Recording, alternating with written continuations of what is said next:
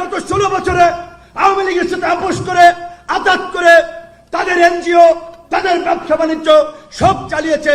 মার খেলাম আমরা, রক্ত দিলাম আমরা, আমাদের স্ত্রীরা গর্ভবতী হয়ে রাস্তায় ঘুরে বেরিয়েছে স্বামীর জামিনের জন্য। আজকে গণ অধিকার পরিষদে বিভিন্ন রাজনৈতিক দলের নেতৃবৃন্দ এবং পেশাজীবী নেতৃবৃন্দ যারা আজকে বাংলাদেশের গণতান্ত্রিক অগ্রযাত্রায় গণ অধিকার পরিষদের মাধ্যমে একটি সুস্থ ধারার রাজনীতি বিনির্মাণে গণ অধিকার পরিষদে যোগ দিয়েছেন, গণ অধিকার পরিষদকে সমৃদ্ধ করেছেন, তারা সহ গণ অধিকার পরিষদ এবং অঙ্গ সংগঠনের কেন্দ্রীয় নেতৃবৃন্দ, সাংবাদিক ভাই বোনেরা এবং সামনে উপবিষ্ট অন্যান্য নেতৃবৃন্দ, সবাইকে শুভেচ্ছা এবং সালাম জানাচ্ছি। আসসালামু আলাইকুম। আরো একজন বোধহয় মিস করে গেছে, আমাদের ডক্টর শরীফ ইমরান ভাই, তিনি বোধহয় মিস্টেক হয়েছে। যাই হোক, তো আপনারা আই থিঙ্ক সাংবাদিকরা বা সোশ্যাল মিডিয়ার ফলে আপডেট তো লক্ষ্য করেন। কয়েকদিন আগে মানিকগঞ্জের সিংগাইর উপজেলা একটি প্রোগ্রাম করেছিলাম, তারপরে পঞ্চগড়ে আমরা একটি প্রোগ্রাম করেছিলাম, তারপরে প্রোগ্রাম করেছি আমরা শরীয়তপুরের নড়িয়াতে, তারপরে গত পরশুদিন ছিল মে দিবস উপলক্ষে আশুলিয়াতে, তারপরে গতকালকে ছিল নারায়ণগঞ্জে। অনেকগুলো ধারাবাহিক সিরিজ প্রোগ্রাম চলায় আমাদের আরো বেশ কিছু সিনিয়র এবং পেশাজীবী নেতৃবৃন্দ সহ বিশেষ করে বড় একটা অংশের লোকজন আছে যারা জয়েন করতে চাচ্ছিল বা চাচ্ছে। তাদের সাথে আনুষ্ঠানিক আলোচনাটাকে আমরা শেষ করে নিয়ে আসতে পারি নাই। কয়েকদিন পরে আরো একটি যোগদান অনুষ্ঠান আমরা করব। আজকে আমরা দেখেছেন যারা যোগদান করেছে, আওয়ামী লীগের লেস পেন্সার কেউ নাই, সবাই রাজপথ থেকে লড়াই সংগ্রাম করেছে। এই যে বিএলডিপি, ভাষানী অনুসারী পরিষদ, আরো যে সমস্ত ব্যক্তি ইন্ডিভিজুয়াল পর্যায়ে যারা যোগদান করেছেন, আইনজীবী থেকে শুরু করে শিক্ষক, প্রত্যেকেই ফ্যাসিবাদের বিরুদ্ধে রাজপথের লড়াকু সহযোদ্ধা সহকর্মী ছিলেন। আমরা চিনি, জানি, সেই কারণে আমরা ডাউস যোগদান না করে আমরা লিমিটেড করেছি। আমরা যখন মুখে আমরা পরিষ্কারভাবে বলছি যে এই গণ অভ্যুত্থানের শহীদদের রক্তের সাথে বেইমানি করে এই দেশে আওয়ামী লীগের রাজনীতি করতে দেওয়া হবে না, আওয়ামী ফ্যাসিবাদকে পুনর্বাসিত করতে দেওয়া হবে না, এই কথা বলে আমরা আওয়ামী লীগকে পুনর্বাসন করতে পারি না। আমরা দেখতে পাচ্ছি অনেক দলে এই আওয়ামী ফ্যাসিবাদের দোসরেরা, এমনকি আওয়ামী লীগের লোকেরা ভোল পাল্টে এখন ওই দলের নেতা হয়ে যাচ্ছেন। যেমনি ভাবে তারা এখন পর্যন্ত সচিবালয়ে বহাল তবিয়তে আছেন। এমনকি আমি গতকালকে জনাব তারেক রহমানের উপস্থিতিতে এবি পার্টির প্রোগ্রামে বলেছিলাম, মিডিয়ার ভাইরা সহ আপনারা সকলেই জানেন, এই গত 16 বছরে আমরা নাগরিক সমাজ বলতে যাদেরকে বুঝি, সিভিল সোসাইটি বলতে যাদেরকে বুঝি, জাহাঙ্গীরনগর বিশ্ববিদ্যালয়ের সরকার ও রাজনীতি বিভাগের সাবেক অধ্যাপক, পটুয়াখালী বিজ্ঞান ও প্রযুক্তি বিশ্ববিদ্যালয়ের প্রতিষ্ঠাকালীন ভাইস চ্যান্সেলর অধ্যাপক লতিফ মাসুম, দিলারা চৌধুরী, আসিফ নজরুল, হাতে গোনা মাত্র এরকম 5 থেকে 7 জন ব্যক্তি পাবো যে যারা ধারাবাহিকভাবে এই ফ্যাসিবাদ বিরোধী আন্দোলনে আমাদের সাথে সংগতি রেখেছেন, আওয়ামী লীগের বিরুদ্ধে ভোকাল ছিলেন। কিন্তু আসিফ নজরুল ব্যতীত অন্য কারো উপদেষ্টা পরিষদে তো জায়গা হয় নাই। সরকারের এতগুলো কমিশন হয়েছে, পিএসসি হয়েছে, সাংবিধানিক বিভিন্ন প্রতিষ্ঠানে নিয়োগ হয়েছে, এই লতিফ মাসুম কিংবা দিলারা চৌধুরীদের মতো ব্যক্তিদের জায়গা হয় নাই। বন্ধুগণ, আমাদের এখানে নেতৃবৃন্দ যেটা বলেছেন, এলাপা বলেছিল, সন্তান নিয়ে, স্বামী নিয়ে, অনেকেই পুরো পরিবার নিয়ে রাজপথে লড়াই সংগ্রাম করেছে।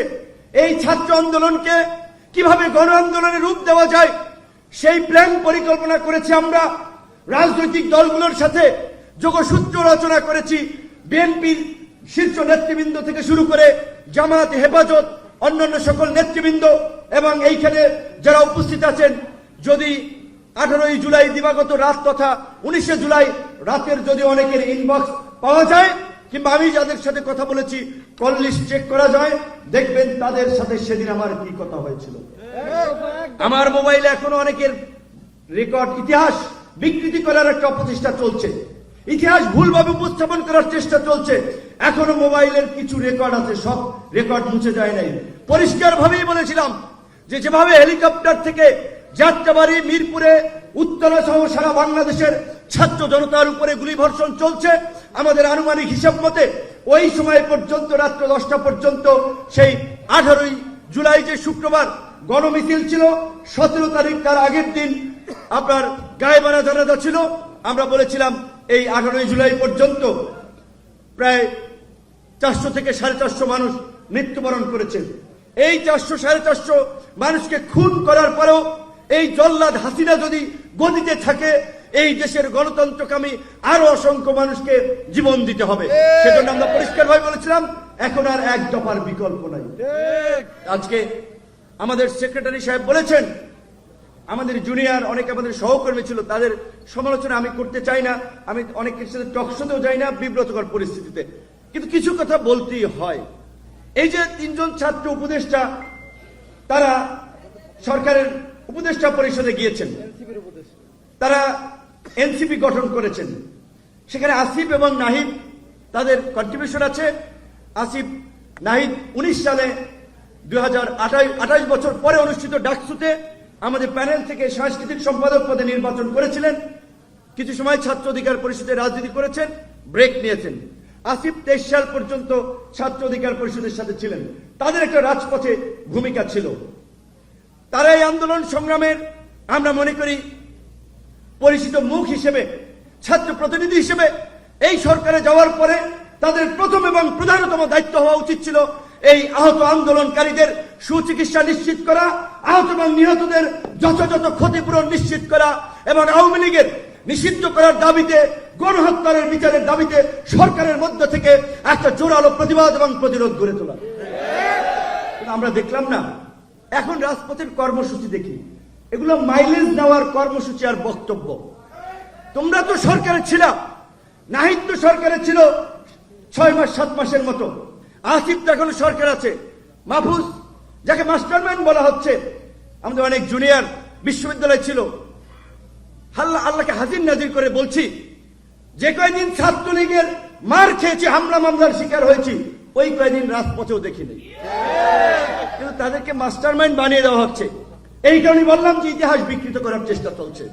এবং আমরা বলছি যে আজকে শুরুর দিকে এই সরকারের প্রতি যেভাবে একটা সর্বদলীয় সমর্থন করে উঠেছিল, দল মত নির্বিশেষে সকল মানুষের একটা শ্রদ্ধা ভালোবাসা ডক্টর ইউনূস এবং তার সরকারের প্রতি তৈরি হয়েছিল, আজকে দল মত নির্বিশেষে রাজনীতিবিদ এবং সচেতন মানুষ আশঙ্কা করছে বাংলাদেশে আবার নাকি আরেকটা ফিলিস্তিন বানানোর চেষ্টা করা হয় কিনা, আমরা সেই আশঙ্কায় আছি। আজকে করিডোর দেওয়ার মতো সিদ্ধান্ত আপনার ওই ফিলিস্তিনে, আপনারা জানেন ফিলিস্তিনের ভূখণ্ডে ওই ইহুদিদেরকে ওই বেলফোর চুক্তির মাধ্যমে একটু বাসস্থানের সুযোগ দেওয়া হয়েছিল। সেই ইহুদিরা আজকে মধ্যপ্রাচ্যের বিস্ফোরা পশ্চিমাদের মধ্যপ্রাচ্যে আধিপত্য বিস্তারের জন্য আজকে ইসরায়েলকে সব দিক থেকে শক্তিশালী করা হয়েছে এবং সারা বিশ্বের মানবতা ওই ফিলিস্তিনে ভুলুণ্ঠিত হচ্ছে। সমস্ত বিশ্বের ভাওতাবাজ এবং ভণ্ড নেতারা ফিলিস্তিনের প্রশ্নে চুপচাপ করে রয়েছেন। তাদের মানবতা, মানবাধিকার, ফিলিস্তিনের প্রশ্নে তাদের মুখ থেকে কথা বের হয় না। আজকে আমরা তো খুশি হয়েছিলাম, আমিও ডিনারে অংশ নিয়েছিলাম, জাতিসংঘের মহাসচিব অ্যান্টনিও গুতেরেস এসেছিলেন এখানে, খুব খুশি হয়েছিলাম আমাদের ডক্টর মোহাম্মদ ইউনূস স্যারের বক্তব্য শুনে যে আগামী বছর তারা ঈদ করবে নিজ দেশে। পরে ডিনার খাইলাম ইন্টারকন্টিনেন্টালে, এখন মনে হচ্ছে খাওয়াই দেয় তো সব ভুলভাল করে দিয়ে দিছে। এই যে আজকে যে মানবিক করিডোরের আলাপ আলোচনা হচ্ছে, এই সরকার টেম্পোরারি সরকার, সাময়িক সময়ের জন্য সরকার। আমরা ঐক্যমতের ভিত্তিতে মৌখিকভাবে তাদেরকে সমর্থন দিয়েছি বিধায় তারা ক্ষমতায় আছে। আজকে আমাদের সাথে আলাপ আলোচনা নাই, কোন রাজনৈতিক দল জানে না, গোপনে গোপনে তারা এই তথাকথিত মানবিক করিডোরের নামে এই যে অনেকদিন ধরে যে আলোচনাগুলো হচ্ছে, মার্কিন যুক্তরাষ্ট্রের বার্মা কিংবা এই যে রাখাইন রাজ্যকে কেন্দ্র করেছে ভৌগোলিক রাজনীতি, ভূ রাজনীতি, আর একটা পূর্ব তিমুরের মতো খ্রিস্টান রাষ্ট্র করার যে চক্রান্ত, এখন তো মনে হচ্ছে সেই দিকেই আমরা যাচ্ছি। তাই বন্ধুগণ, পরিষ্কার করে আমরা বলে দিচ্ছি, এখন আমাদের প্রফেসর ডক্টর মোহাম্মদ ইউনূস এবং তার সরকারের প্রতি আমাদের সমর্থন আছে। তবে অবশ্যই যেই সমস্ত উপদেষ্টারা জুলাই স্পিরিটকে ধারণ করে না, গণ অভ্যুত্থানের আকাঙ্ক্ষাকে ধারণ করে না, আমরা তাদেরকে পরিবর্তনের আহ্বান জানাই। আজকে এই সরকারের উপদেষ্টা পরিষদে এমন উপদেষ্টারা আছে যারা গত 16 বছরে আওয়ামী লীগের সাথে আপোষ করে আঘাত করে তাদের এনজিও তাদের ব্যবসা বাণিজ্য সব চালিয়েছে, মার খেলাম আমরা, রক্ত দিলাম আমরা, আমাদের স্ত্রীরা গর্ভবতী হয়ে রাস্তায় ঘুরে বেরিয়েছে স্বামীর জামিনের জন্য, গুম খুনের শিকার হয়ে পরিবারে আহাজারি। আর আজকে কোত্থেকে সরকার হয়েছে,